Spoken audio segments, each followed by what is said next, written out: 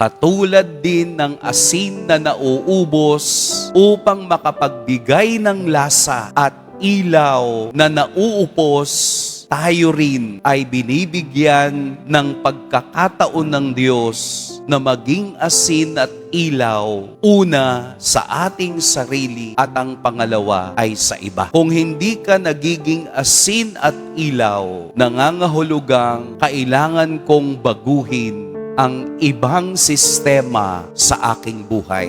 Kung ikaw ay kinaiinisan, tingnan natin kung bakit. At kung ikaw naman ay naiinis sa taong hindi ka naman inaano pero naiinis ka, tingnan mo ang sistema. Baka something has to be done. Baka meron akong dapat ayusin sa aking sarili at ibalik yung lasa at ang ilaw na aking kailangan. Dahil ang liwanag ay hindi pwedeng makatulong kapag hindi nasisindihan. Katulad din natin, hindi tayo pwedeng maging ilaw kapag hindi tayo nasasaktan. Sana po sa pag-uumpisa ng ating buhay liturhikal ay atin laging isipin at ilagay una ang Diyos sa araw-araw ng ating paglalakbay. Pagpalain tayo ng Poong May Kapal.